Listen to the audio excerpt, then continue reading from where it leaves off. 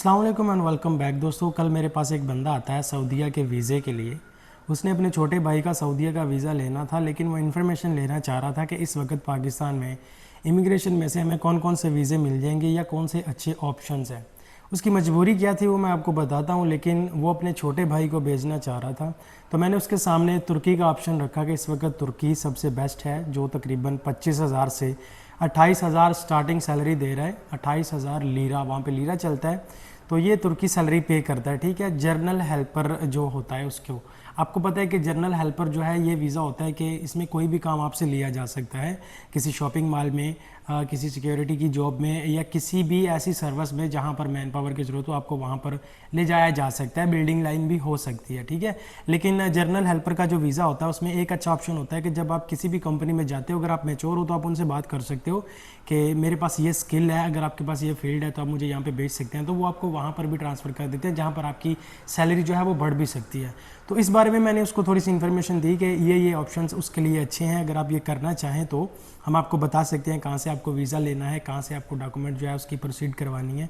तो ये इस बारे में मैं उससे बात कर रहा था। उसने मुझे एक क्लियर बात की। उसने कहा कि यार, मैंने अपना जो शादी का जेवर था ना, जो मतलब मेरा अपने खुद की मलकियत है, तो मैंने वो सेल करके फिर इसको भेजना है। यानी ऐसा नहीं है कि मेरे पास पैसे पड़े हुए हैं तो मैं फिर इसको भेज रहा हूँ, मैं कुछ ना कुछ बेच के फिर अपने छोटे भाई को जो है वो भेजना चाह रहा हूँ। तो बहुत सारे लोग क्या करते हैं, अगर वो किसी एजेंट से मिलते हैं तो एजेंट क्या करता है, अगर उसको वीज़ा 6 से 7 लाख में स्पॉन्सर हो रहा है तो वो 10 से 12 लाख में ज़रूर सेल करेगा।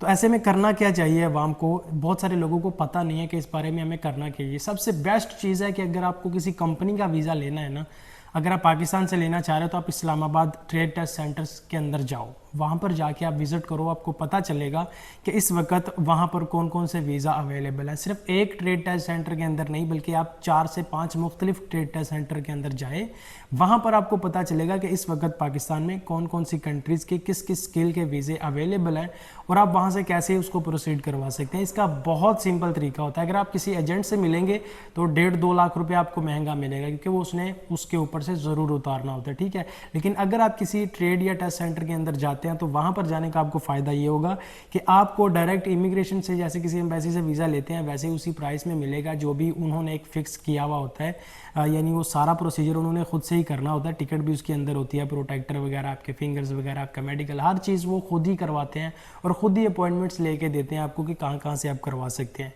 तो जितने भी लोग फ्रॉड से बचना चाहते हैं वो किसी भी ऐसे शख्स से मशवरा ना लें जिसके पास या तो लाइसेंस ना हो, या जिसके पास एक्सेस ना हो इन सब चीज़ों की, या जिसके पास मुकम्मल इन्फॉर्मेशन ना हो इन चीज़ों की।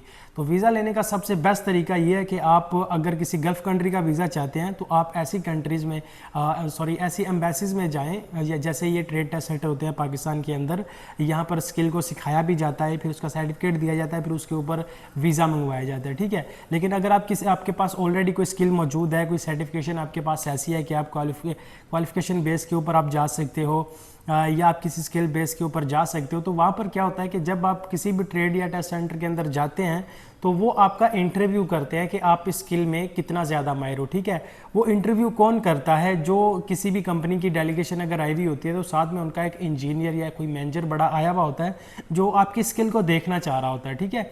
अगर आप किसी क्वालिफिकेशन बेस के ऊपर जा रहे हो तो उसका इंटरव्यू होगा, अगर आप किसी स्किल बेस के ऊपर जा रहे हो तो उसका इंटरव्यू होगा, ठीक है। वहाँ पर फिजिकली आपको करके दिखाना होगा कि आप एक्चुअली में क्या कर सकते हैं। तो ये बहुत सिंपल तरीकाकार है आपको वीज़ा लेने के लिए, इसमें कोई भी फ्रॉड नहीं होता। अगर आपको फ्रॉड से बचना है तो यही तरीका है, ठीक है। जिसके पास इमिग्रेशन मौजूद है, डेलीगेशन मौजूद है, वहाँ से वीज़ा हासिल कर सकते हैं। तो मैं बात कर रहा था कि वो बंदा देखो कितनी बड़ी कुर्बानी अपने भाई के लिए दे रहा है। बड़े भाई हमेशा कुर्बानी देते हैं अपने छोटे भाइयों के लिए, और अपनी सारी ज़िंदगी जो है वो उनकी निकल जाती है छोटे भाइयों को सेटल करने में। मेरा भाई भी मेरे अपने लिए एक इंस्पिरेशन है, मेरे लिए मिसाल है, जो मेरे पीछे खड़ा हुआ है और पूरी कोशिश कर रहा है। तो ऐसा ही एक भाई मैंने कल देखा, तो मैंने सोचा क्यों ना आपके साथ भी ये बात शेयर की जाए।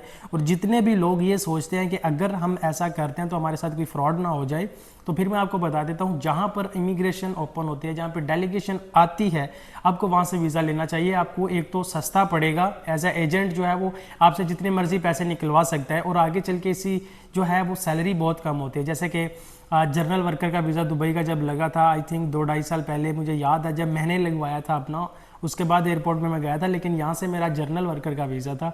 तो जब हम फ्लाइट से लैंड हुए थे ना, आगे एक एयरपोर्ट के अंदर सारी उस कंपनी के बंदे इकट्ठे हुए थे, तो वहाँ पर 2,40,000 से लेकर 6 लाख रुपए तक लोगों ने उसी वीज़े के पे किए थे। ठीक है, मैं 2,40,000 रुपये में दुबई गया था, मैं आपको बता रहा हूँ, जिसमें मेरी टिकट भी थी, जिसमें मेरा सब कुछ था।